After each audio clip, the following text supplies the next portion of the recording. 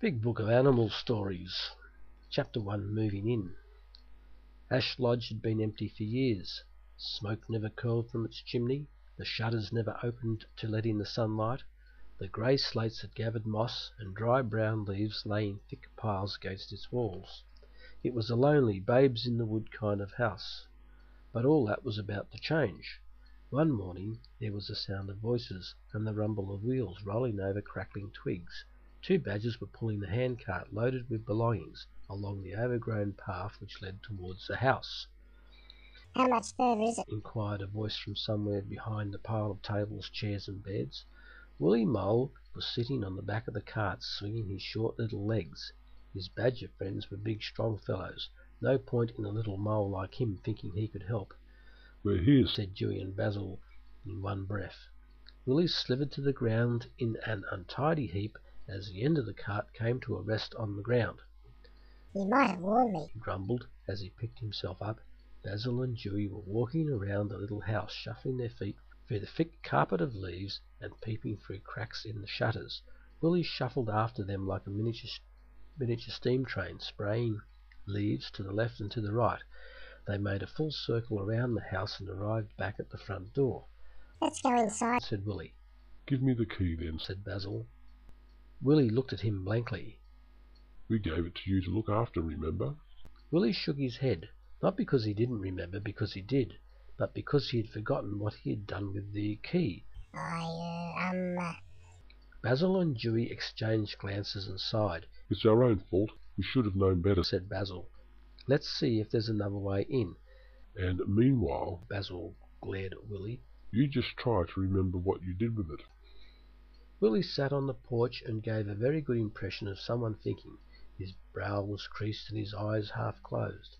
But what he was really thinking was, "I hope they hurry up and get us in," and not about the lost key at all. His friends completed another full circle of the house. "No way in there," they informed Willie, "unless you—" Willie shook his head. "There was only one thing to do," said Basil. "Oh dear," wailed Willie. "we're not going to push the cart all the way back, are we?" "Shush," said Dewey, Basil's thinking. Basil seemed to be measuring distances with his eye, distances between the tree and the roof. Presently he took a coil of rope from the cart and with an expert throw looped one end over an overhanging branch. The next moment Willie found himself with the rope tied around his middle, dangling in mid-air and going up rapidly. "What am I doing up here?" he cried in alarm. "You're going down the chimney," said Basil. "No, I'm not," said Willie. Obviously Dewey and Basil thought otherwise.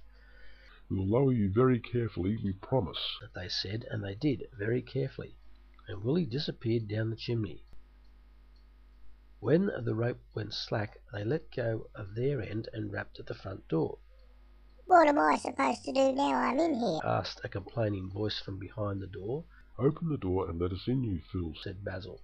Slowly the door swung open. Willie was covered from head to foot in soot. His once shiny fur was dull, his tiny eyes watered, his nose twitched violently. "A tissue! A tissue! A tissue!" A cloud of black dust danced all around him, then enfolded him again like a well-fitting glove. "I hope you're satisfied," he said, as though he'd had a bad cold in his nose. "We'll soon clean you up," said Basil. He untied the rope, and while Dewey swept up the pile of soot in the fireplace, he gave Willie a quick sweep over with the yard broom, which happened to be the first thing he found. "Ouch!" said Willie. "A tissue!" said Willie. "Stop complaining," said Basil. By supper time everything had been unpacked, and there was a tasty stew simmering in a pot over the open fire. Willie found the lost key in his sponge bag with his toothbrush, and when he found it, of course, he remembered putting it there. He put it on the mantelpiece and pretended he didn't know how it got there, but he didn't fool Dewey or Basil one little bit. "Two of us came in through the door anyway," laughed Basil. Willie was going to say something rude, but his nose was still tickling, and a sudden fit of sneezing made him forget what he was going to say, which maybe was just as well.